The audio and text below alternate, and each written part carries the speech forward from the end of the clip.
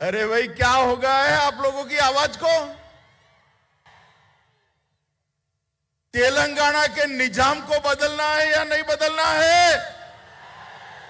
जोर से बोलो, बदलना है या नहीं बदलना है? तो मेरे साथ दोनों हाथ उठाइए, परिवर्तन के संकल्प की मुट्ठी बींचिए और प्रचंड आवाज से बोलिए, भारत माता की, भारत माता की।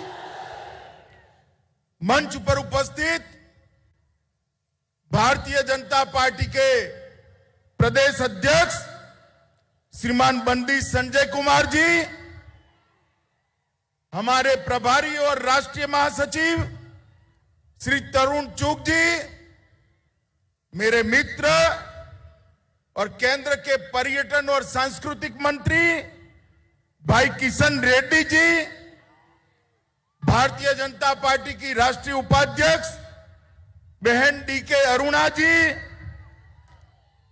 डॉक्टर के लक्ष्मण जी, हमारे वरिष्ठ नेता तेलंगाना के ही श्री पी मुरलीधर राव जी, श्रीमान सुधाकर रेड्डी जी, श्री जितेंद्र रेड्डी जी, श्रीमती विजया शांति जी, श्री अटेला राजेंद्र जी, श्री टी राजा सिंह जी, श्री धर्मपुरी अरविंद जी, डॉक्टर जी मनोहर रेड्डी जी, और आज परिवर्तन की इस प्रचंड सभा के अंदर आए हुए प्यारे भाइयों बहनों माताओं और मेरे जिगर के टुकड़े जैसे युवा मित्रों, आज मैं कई दिनों से हमारी यात्रा को फॉलो कर रहा हूं। मैंने अभी पंडित संजय कुमार जी का भाषण सुना, मुझे लगा कि मुझे आने की कोई जरूरत नहीं है, केसीआर को हटाने के लिए संजय कुमार अकेला काफी है।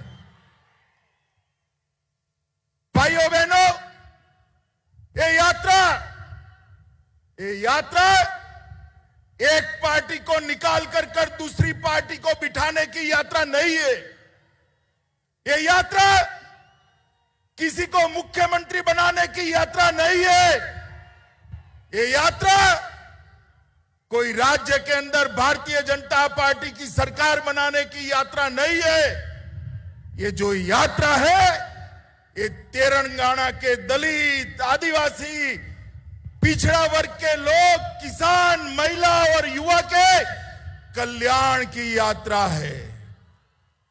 ये यात्रा हैदराबाद के निजाम को बदलने की यात्रा है। आप समझ रहे हैं ना मैं क्या कह रहा हूं? तेलंगाना में निजाम बदलना है या नहीं बदलना है?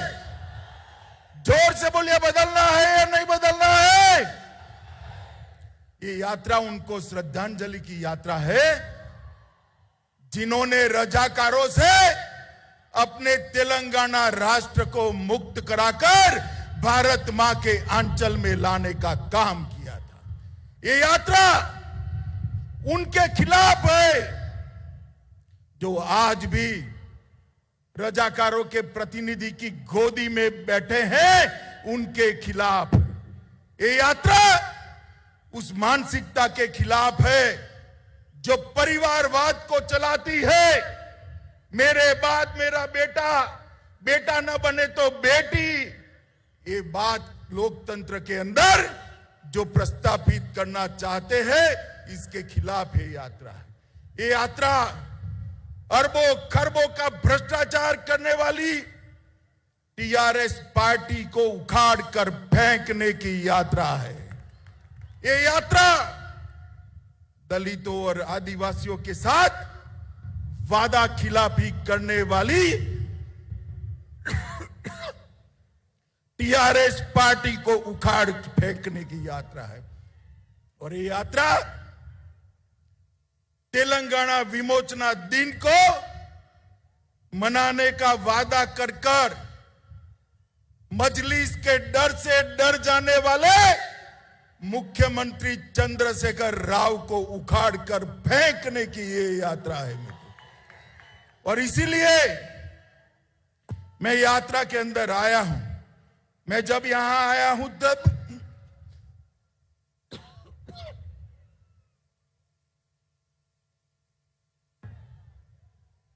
पूरे देश की ओर से, पूरे तेलंगाना राष्ट्र की ओर से हमारे प्रथम गृह मंत्री सरदार वल्लभ भाई पटेल को प्रणाम कर कर श्रद्धांजलि देना चाहता हूं, जिनके कारण आज ये राज्य, ये राष्ट्र भारत मां का अंग है। आज मैं स्वामी रामानंद तीर्थ, पंडित नरेंद्र, सुरावरम प्रताप रेड्डी, श्री दशरथी रंगाचार्य और पीवी नरसिम्हा राव को भी श्रद्धांजलि देना चाहता हूं। मित्रों, ये यात्रा में धूम धकती धूप के अंदर 45 डिग्री टेम्परेचर के अंदर लगभग 760 किलोमीटर पैदल चलकर हमारे प्रदेश अध्यक्ष ने तेलंगाना की पग पग भूमि को पैर से नापने का काम किया है। और जब ये समाप्त होगी तब 2500 किलोमीटर की पैदल यात्रा समाप्त होगी। मित्रों, आज हमने इस प्रजा संग्राम यात्रा में भाग लेने के लिए एक मिस कॉल सबको देना है। मैं जोर से बोलता हूं, सभी लोग अपना मोबाइल निकालो, जरा मोबाइल निकालिए जिनके पास मोबाइल है। अरे यार निकालो, हाथ ऊपर करो जरा। निकाला सबने? मैं नंबर बोलूं? पक्का 2 बार बोलूंगा। 6 3 5 9 1 1 9 1 1 9। अब दबाइए बटन। हो गया मिस कॉल। बंडी संजय कुमार को आपका समर्थन मिला है मित्रों, और ये लाखों जो मिस कॉल मिलते हैं वो हमारा हौसला बढ़ाते हैं। 2019 के चुनाव में तेलंगाना की जनता ने भारतीय जनता पार्टी को 4 सीट दी। 2 सीट हम बहुत नजदीकी मार्जिन से हारे हैं, मगर उसके बाद हैदराबाद नगर निगम का चुनाव हुआ हो, चाहे 2 उपचुनाव हुए हो, हर जगह पे आपने भारतीय जनता पार्टी को विजयी बनाने का काम किया है। मित्रों, आज मैं तेलंगाना की जनता को याद कराने आया हूं। यही चंद्रशेखर राव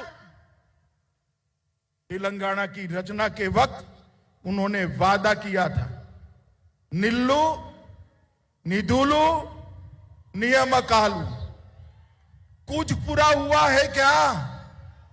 अरे भाई जोर से बोलो, कुछ पूरा हुआ है क्या? कुछ पूरा हुआ है क्या? मैं आज आपको कहकर जाता हूं, मोदी जी के नेतृत्व में भारतीय जनता पार्टी की सरकार बनाइए। निल्लू निधुलू और नियामक कालू का वादा हम पूरा करेंगे भारतीय जनता पार्टी की राज। जल भी मिलेगा, पर्याप्त बजट भी मिलेगा और रोजगार भी युवाओं को मिलेगा। युवाओं ताली बजाइए जोर से। युवाओं को रोजगार केवल और केवल भारतीय जनता पार्टी दे सकती है। मित्रों, आज मैं याद कराने आया हूं, चंद्रशेखर राव जी, आप सचिवालय में, सेक्रेटरिएट में तो जाते नहीं है। युवाओं, इनको किसी तांत्रिक ने कहा है अगर सेक्रेटरिएट में गए तो सरकार चली जाएगी। ओ चंद्रशेखर राव जी, कान खोलकर सुन लो, सरकार जाने के लिए कोई तांत्रिक की जरूरत नहीं है। मेरा तेलंगाना का युवा आपकी सरकार को उखाड़ कर फेंक देने वाला है, क्योंकि आपने वादा किया था हर बेरोजगार को बेरोजगारी का भत्ता दिया जाएगा। युवाओं मिला है भत्ता? जरा बताइए, मिला है भाई? आपने कहा था किसानों का कर्ज 1 लाख रुपए तक माफ करेंगे। कोई किसानों का कर्ज माफ नहीं हुआ। और सुपर स्पेशलिटी अस्पताल बनाना था, कुछ नहीं बना है। आपने वादा किया था 2 बेडरूम का हाउस देंगे। अरे 2 बेडरूम छोड़ो, प्रधानमंत्री हाउसिंग योजना को भी आप जमीन पर नहीं। आपने कहा था दलित भाइयों के लिए 50,000 करोड़ का बजट देंगे। चंद्रशेखर राव जी, कहां है वो बजट? आज मेरे तेलंगाना के दलित भाई आपके वादे के लिए पूछ रहे हैं। हर एससी हर एसटी को 3 एकड़ भूमि देनी थी। 3 एकड़ क्या, 30 सेंटीमीटर भूमि भी आपने नहीं दी है। आपका वादा आज आपको याद कराने के लिए मैं आया हूं। बीसी कल्याण के लिए, पिछड़ा वर्ग बैकवर्ड क्लास के लिए हर साल 1,000 करोड़ देना था। जरा 100 करोड़ भी दिया हो तो आप हिसाब किताब कल की प्रेस कॉन्फ्रेंस में करिएगा। शिक्षकों की भर्ती, प्राध्यापकों की भर्ती आप शायद भूल ही गए हैं। हैदराबाद में 4 सुपर स्पेशलिटी अस्पताल बनाना था, वो भी नहीं बने। उल्टा उस्मानिया और गांधी अस्पताल की हालत आपने खस्ता हालत कर दी। आपने कहा था 73वें संशोधन को लागू कर पंच सरपंच को अधिकार देंगे, मगर आपको लगता है कि पंच सरपंच का मतलब बेटा और बेटी होता है। आपने आपके बेटे और बेटी को अधिकार दिया, पंच सरपंच अधिकार देने से आप भूल गए हैं। मित्रों, इस तरह से वो एक भी वादा पूरा नहीं कर पाए। मैंने मेरे जीवन में 13 साल का था तब से सार्वजनिक जीवन में हूं। 57 साल हो गए। मेरे जीवन में इतनी निकम्मी और भ्रष्टाचारी सरकार मैंने मेरे जीवन में नहीं देखी है। मित्रों, ये निकम्मी और भ्रष्टाचारी सरकार है। तेलंगाना का युवा आगे आए, भारतीय जनता पार्टी के साथ जुड़े और उखाड़ कर फेंक दो इस सरकार को, तब जाकर आगे किसी को भी मालूम पड़ेगा वादा खिलाफी नहीं कर सकते। मित्रों, लोगों का ध्यान भटकाने के लिए सरकार बॉइल चावल नहीं खरीदती है। चंद्रशेखर राव जी, पूरी दुनिया को आप उल्टा पुल्टा समझा लोगे क्या? तेलंगाना की जनता बहुत अच्छे से जानती है, नरेंद्र मोदी सरकार आने से पहले चावल का समर्थन मूल्य 1340 रुपये था। इसको बढ़ाकर मोदी सरकार ने 1940 रुपया किया है और 11 करोड़ छोटे किसानों को हर साल 6,000 रुपया दिया है। बॉइल चावल का जहां तक सवाल है, मैं आपको नियम समझाने आया हूं। आप भारत सरकार को दोषी मत बनाइए। चाहे बाजरा हो, जुवार हो, का हो, रागी हो, गेहूं और चावल के अलावे जितने पेरिफेरल क्रॉप है वो राज्य सरकारें खरीदती।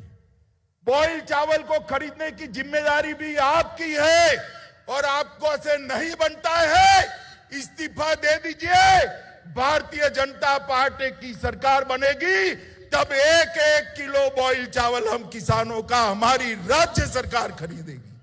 आप खरीदना नहीं चाहते हो और आरोप मोदी जी पर डालते हो।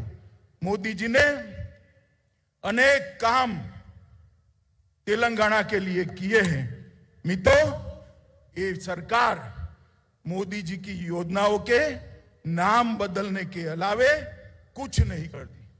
मोदी जी ने समग्र शिक्षा अभियान करा, उन्होंने वही योजना को मोदी जी के ही पैसे से मना उरू मना बड़ी कर आज उसका चेहरा बदलकर अपना फोटो चिपकाकर, अपने बेटे का फोटो चिपकाकर तेलंगाना के लोगों के सामने रखा है। क्या तेलंगाना के लोग नहीं जानते?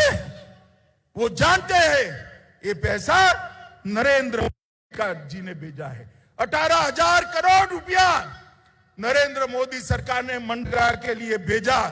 आपने उसको हरिधर्म कार्यक्रम का नाम देकर आपकी और आपके बेटे की फोटो चिपका दी। तेलंगाना की जनता नहीं जानती है ये हरिधर्म कार्यक्रम आपका नहीं है, ये हरिधर्म कार्यक्रम हमारे नेता और देश के प्रधानमंत्री नरेंद्र मोदी का है। मित्रों, प्रधानमंत्री आवास योजना उसका भी नाम बदला, नाम बदलकर मकान तो दे, मकान भी नहीं दे पाए। मित्रों, आज मैं एक बात बड़ी संवेदनशीलता के साथ कहने आया। भारतीय जनता पार्टी का अपने विचारों और अपनी आइडियोलॉजी को लेकर तेलंगाना राष्ट्र की जनता के सामने जाए। हमारे कार्यकर्ताओं की दिन दहाड़े हत्या हो रही है। मुझे बताओ भाइयों, बहनों, माताओं, युवाओं, आप इससे सहमत हो क्या? जोर से बोलो, सहमत हो क्या? जोर से बोलो, सहमत हो क्या?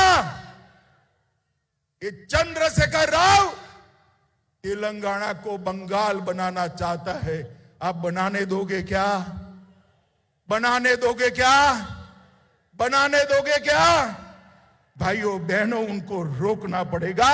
मैं आज भारतीय जनता पार्टी के सब कार्यकर्ता के कंधे पर हाथ रखकर कहता हूं, यहां बोल कर जाता हूं, साई गणेश को जो आत्महत्या करनी पड़ी है, हम सुनिश्चित करेंगे कि साई गणेश के हत्यारों को सजा दिलाई जाए, जेल के सलाखों के पीछे डाल दिया जाए। कब तक बचोगे? कितने साल बचोगे? एक दिन तो चुनाव के मैदान में आना ही है। और चंद्रशेखर राव जी, मैं आज कहकर जाता हूं, हर रोज 5 स्टार फार्म हाउस में बैठकर योजना आते हो कि चुनाव जल्दी करा देंगे, जल्दी करा देंगे। अरे जल्दी क्या, कल करा दो। भारतीय जनता पार्टी तैयार बैठी है। हार आपकी हार सामने की दीवार पर लिखी हुई सी निश्चित मैं पढ़ पाता हूं। मित्रों, भारतीय जनता पार्टी ने तैयार रहना चाहिए। मित्रों, आप मुझे बताओ, मोदी जी ने कश्मीर से धारा 370 हटाई, अच्छा किया या बुरा किया? अरे जोर से बोलो, उसको सुनाई पड़े ऐसे। ये मजलिस वालों के डर से चंद्रशेखर राव धारा 370 हटाने का विरोध करते थे। करना चाहिए क्या? करना चाहिए क्या? अरे हम मजलिस से भी नहीं डरते और आपसे भी नहीं डरते चंद्रशेखर राव।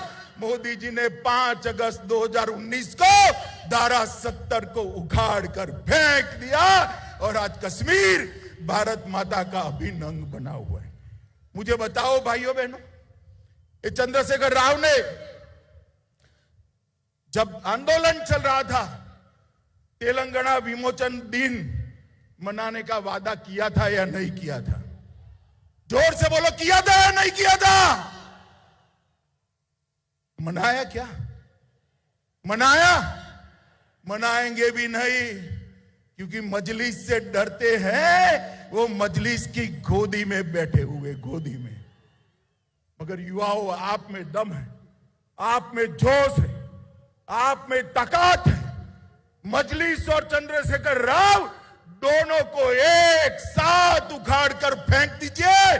हम तेलंगाना विमोचन दिन मनाएंगे, हम किसी से नहीं डरते।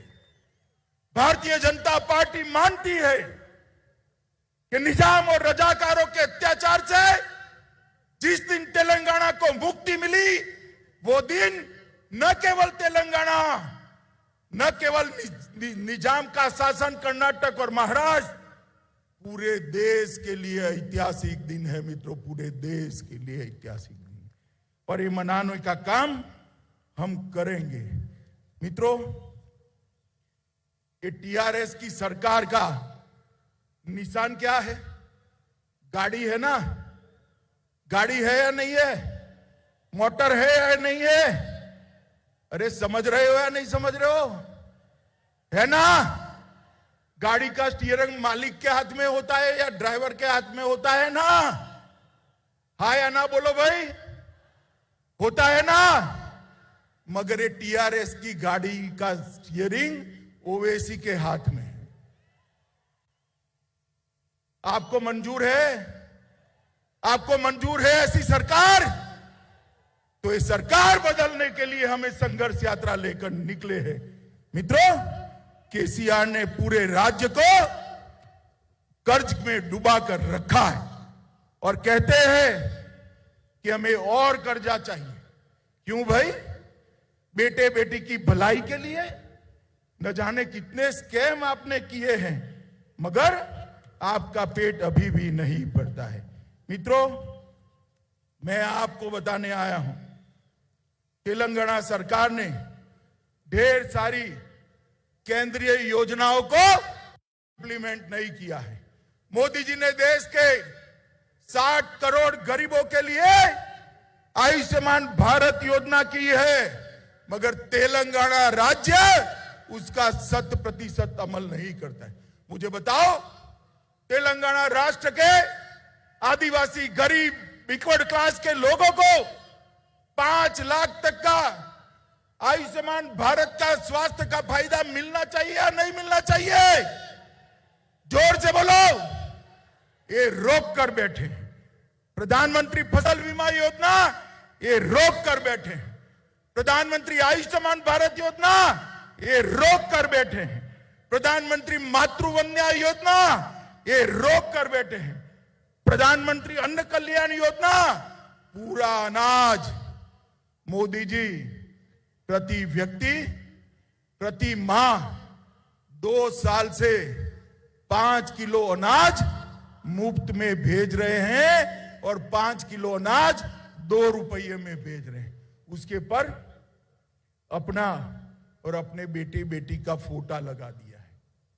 वो समझते हैं कि तेलंगाना के लोग जानते हैं, मगर उनको मालूम नहीं है। आपको अब सब पहचान चुके हैं।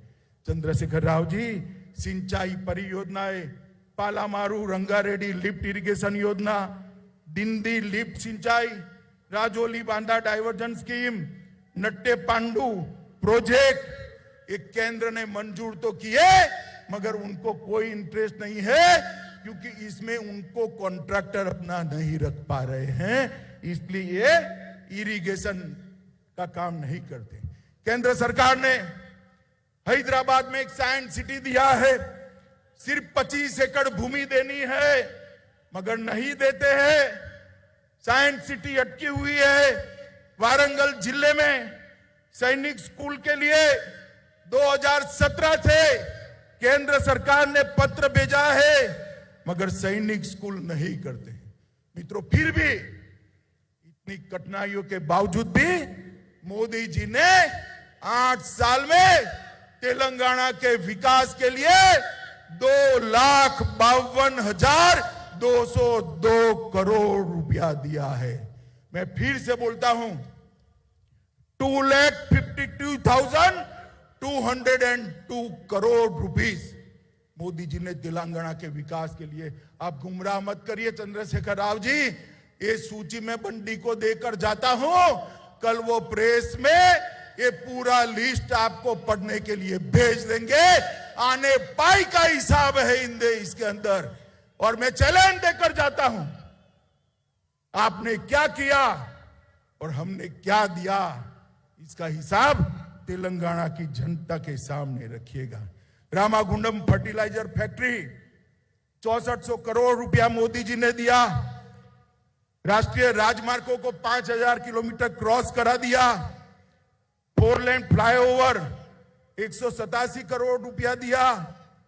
लगभग 8,000 करोड़ से क्षेत्रीय रिंग रोड बनाया।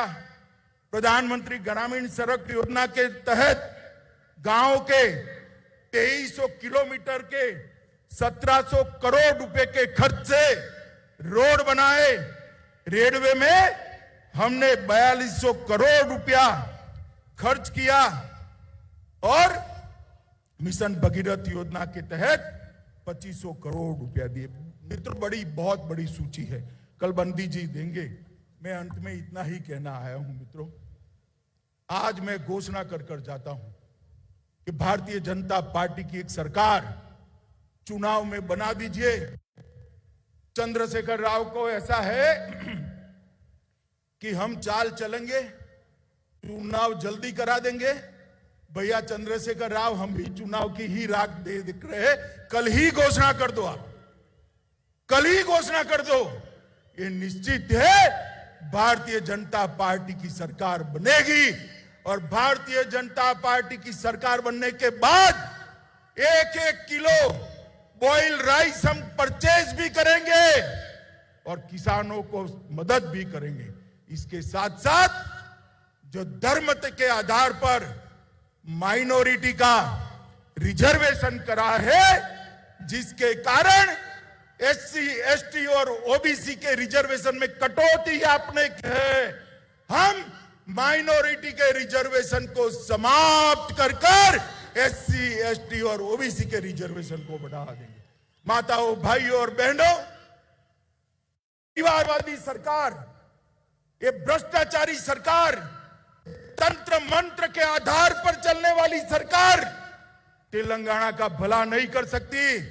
नरेंद्र मोदी जी, जिन्होंने पूरे देश के अंदर विकास की एक लहर फैलाई है, 8 साल के अंदर भारत का डंका पूरे विश्व के अंदर बजाने का काम हमारे नरेंद्र मोदी जी ने किया है, जिन्होंने भारत किया है, कोरोना के खिलाफ सफल लड़ाई लड़ी है, करोड़ों करोड़ों लोगों का टीकाकरण करा है, स्टार्टअप की शुरुआत की है, किसान, दलित और आदिवासियों के लिए, युवाओं के लिए ढेर सारे कार्यक्रम ले आए हैं।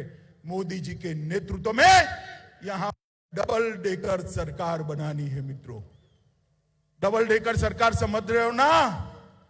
एक सरकार तो आपने बनाई है मोदी जी की, दूसरी बनाई है तेलंगाना में भारतीय जनता पार्टी की। ये दोनों सरकार बनाकर सुरक्षित और समृद्ध तेलंगाना का वादा हम पूरा करेंगे। तीसरे चरण जब यात्रा का शुरू हो, तब इससे भी 2 गुना बड़ी संख्या में हमारे प्रदेश अध्यक्ष का आप समर्थन करिए। मैं मेरी बात को समाप्त करता हूं। मेरे साथ जल्दी चुनाव करते हुए चंद्रशेखर राव को डर लगे, इतनी बड़ी आवाज से भारत माता का नारा लगाना है। मेरे साथ दोनों हाथ खड़े करिए, अंत तक सभी लोग खड़े करें, दोनों हाथ उठाइए, परिवर्तन के संकल्प की मुट्ठी बींचे और प्रचंड आवाज से बोलिए, भारत माता की, भारत माता की, भारत माता की।